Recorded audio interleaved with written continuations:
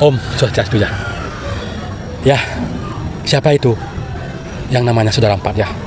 Kamu ingin tahu ya? Ya, kalau kamu ingin tahu siapa itu Saudara Empat kita, tontonlah video ini sampai habis ya. Oke?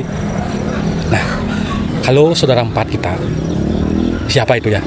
Saudara Empat kita itu adalah yang bareng lahir dalam waktu lahir kita di rahim ibu. Itulah Saudara Empat kita ya. Siapa itu ya? Ya juga, dialah juga yang melindungi di saat kita masih ada di dalam kandungannya. Seperti apa dia? Seperti Nyom yang melindungi dari kotoran, dari penyakit di dalam kandungan. Itu adalah air Nyom ya. Itu yang melindungi saudara kita ya. Yang kedua adalah darah yang mengasih makanan kita kalau kita masih di dalam kandungan. Darah itulah yang mengonsumsi makanan kepada tubuh kita yang ada dalam kandungan. Yang ketiga adalah lamas yang membungkus tubuh kita ini dalam kandungan agar tidak sampai kedinginan, tidak bisa sampai kisut, keriput kulit kita ini karena direndam oleh air ketuban itu dan dilapisilah dengan lamas.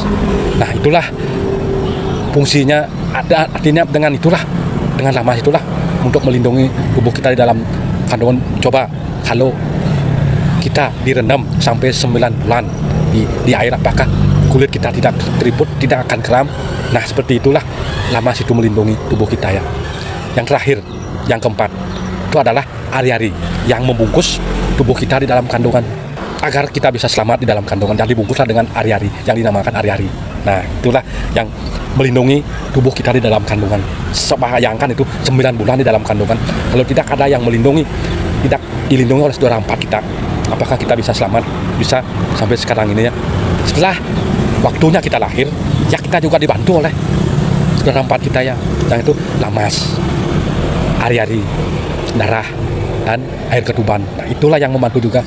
Air ketuban lahir yang pertama, yang membersihkan rahim ibu kita dan membersihkan dari kotoran, dari bakteri itu dari rahim ibu ya, dan memberikan kelicinan di dalam rahim ibu biar kita lancar lahirnya. Yang kedua lahir adalah darah dari sobekan yang membungkus kita, dari sobekan dari rahim ibu kita. Nah, seperti itulah yang membantu juga kelahiran kita.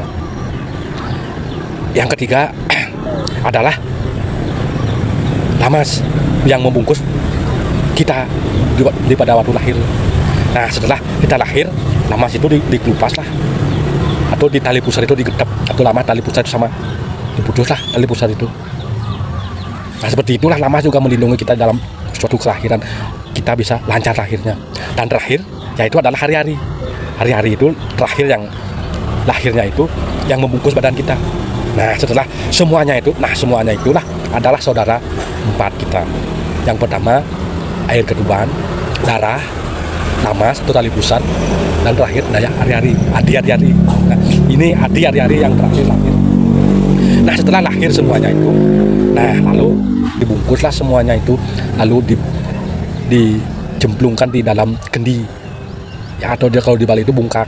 Di dalam bungkak itu taruh kendi, lalu ditanamlah hari-hari itu, dibuatkan lubang di dalam tanah. Nah, setelah itu dikuburlah hari-hari itu dalam tanah, dan di atasnya dikasih batu untuk diingat, dan sawen adalah pandan, karena pandan ini adalah simbol kepemilikan, karena kalau di Bali dikatakan itu adalah nyame. Nah, nyame itu akan sama dengan Saudara Empat kita ya. Kalau setelah kelamaan dia akan menyatu dalam tanah, dan dia akan berubah menjadi energi. Nah, energi inilah yang berubah bentuk berwujud, yang energinya ini perginya ke timur. Dia Saudara Empat kita ini yang bernama Anggapati.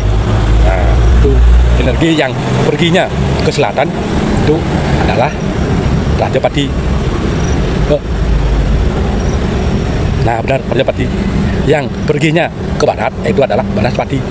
Nah, itu Saudara Empat kita. Yang perginya ke utara itu adalah Sang Banaspati Raja. Nah, itulah saudara empat kita, dan kita sendiri ini adalah pancernya. Nah, kalau video ini bermanfaat, bagikanlah kepada teman kalian ya. Nah, seperti itulah pemahaman saya untuk memahami tentang siapa itu saudara empat kita ya. Ya, rahayu. Kalau ingin tahu lebih lanjut, tonton video ini selanjutnya ya. Sampai berjumpa lagi. Om Santi.